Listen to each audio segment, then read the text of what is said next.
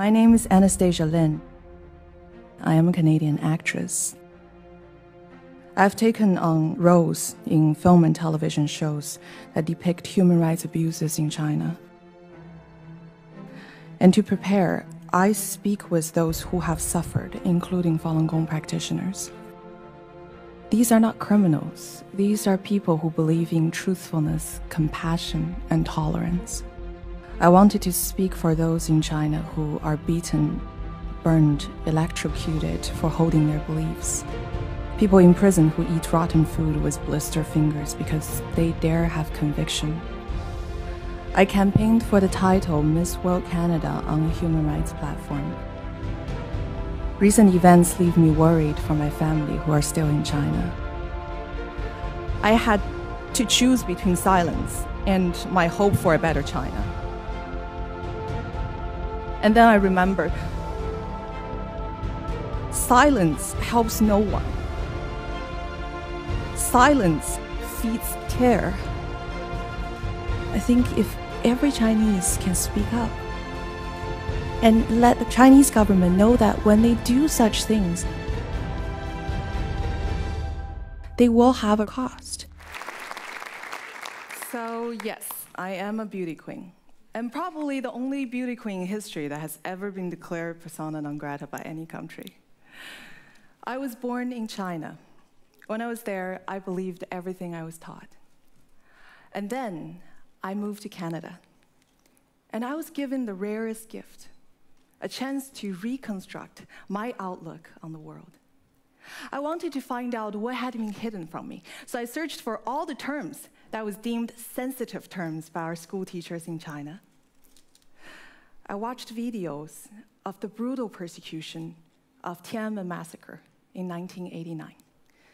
This is an event that has been almost erased from the memories of Chinese citizens' mind. I also learned about the persecution of Falun Gong. In the late 1990s, 70 to 100 million Chinese people were practicing this peaceful meditation practice of the Buddha school. Rooted in the principle of truthfulness, compassion, and tolerance, it offered an alternative to communist atheist dogma and money worship. And initially, it was supported by the government as a way to improve health. Unfortunately, Falun Gong's popularity and independence from state control came to be viewed as a threat by the ruling party, challenging its absolute control over the hearts and minds of Chinese citizens. As anyone who is familiar with modern Chinese history would know, that the party tolerates no ideological competition, however benign. So in 1999, the Communist Party launched a systematic and sustained persecution that permeates every level of society that is aimed to eradicate this group. In a recent report, Freedom House wrote that hundreds of thousands of Falun Gong practitioners have been detained without trial, making them the largest group of prisoners of conscience in China, if not the world. The party have officially sanctioned the use of torture to force these people to renounce their beliefs, resulting in a huge number being killed in custody. A far-reaching campaign of hatred propaganda and misinformation was used to vilify and dehumanize Falun Gong practitioners. After learning all this, I realized that I've been lied to all my life. Under the influence of China's state-run media and education system, I was made to feel hate and contempt toward my country's true heroes, these people who are willing to risk their lives for higher principles. Worse still, I was made to participate in the indoctrination of others. As a student leader in China, my role was to organize my classmates to watch hatred propaganda videos. The Chinese Communist Party tries to make all Chinese complicit of its crimes. Learning that you have been deceived for so long is such a profound indignity. Perhaps that is why so many Chinese people continue to struggle to accept the truth even after they leave China. It is a profound embarrassment to learn that your whole belief system was based on lies. And once I came to understand this, I wanted to find a way to contradict it, a way to not only defy it, but to also speak up for the Chinese, brave Chinese citizens who have been vilified for their heroism. And eventually, I chose acting as the medium for this effort.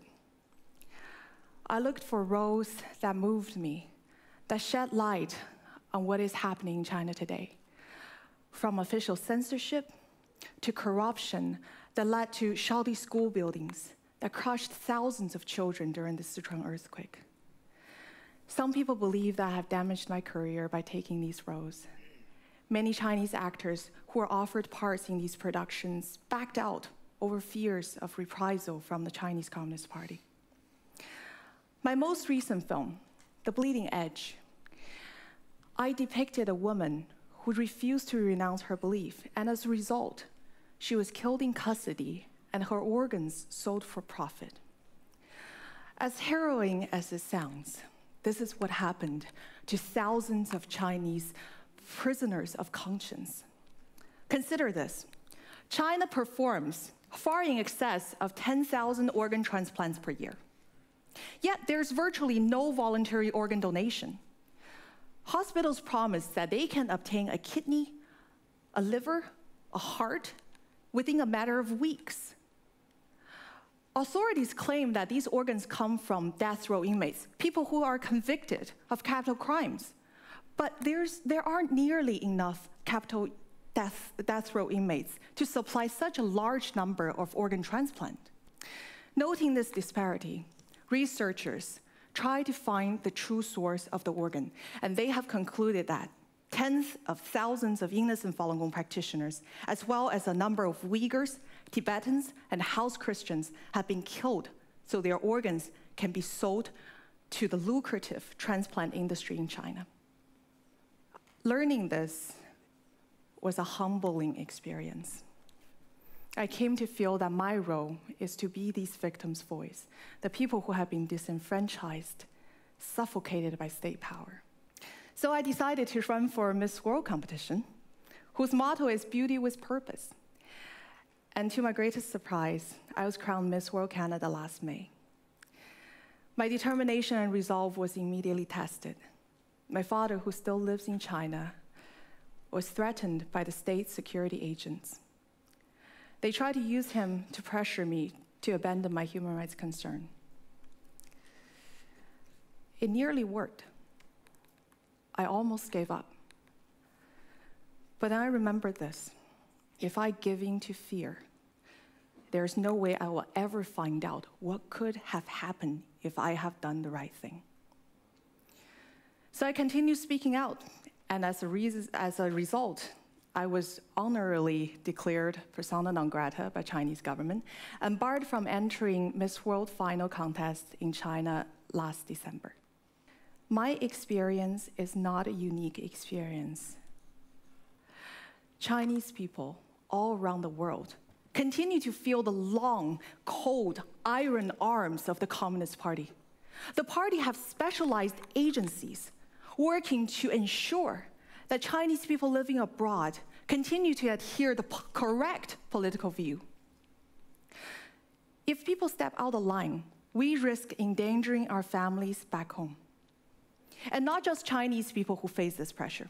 Western journalists, academics, who bravely dares to report about Chinese issue critically and honestly, they will be denied a visa to enter China.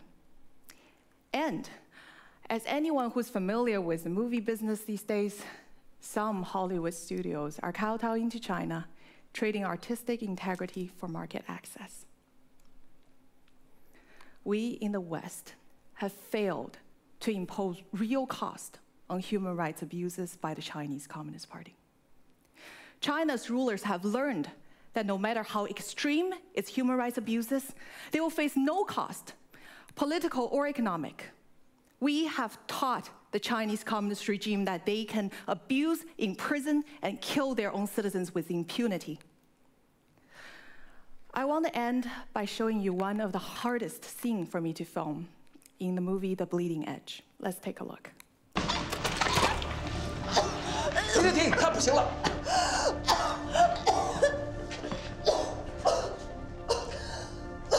你还绝不绝食？你有没有妻子儿女？他们如果遭受这样的经历，你是什么感受？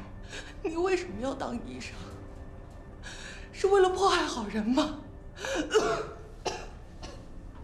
何苦受这个罪呢？我们这样子对你，你恨不恨我们？不恨。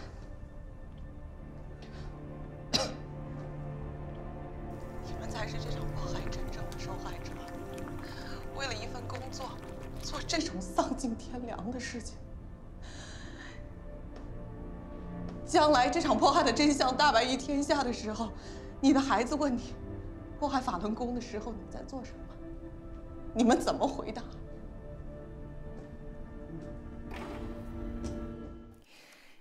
This was very hard for me to deliver. After all my character had been through, myself, my real self, loathed these men who tortured me. But the story was written based on true victims' testimony. Many of them forgave their torture. This spirit of compassion is what the dictators are really afraid of. These victims are peaceful. They're not moved by hatred, no matter how much violence is inflicted on them. They do not let themselves be corrupted. And this is my hope for the future of China. There's still so many people there who dare to risk their lives to speak up for their fellow countrymen suffering. Let us do our part to be worthy of their sacrifice and their courage. You don't need to be an actor to put yourself in these people's shoes. You don't need to be an actor to share their stories. But if you can take action, we'll be so very grateful. Thank you very much.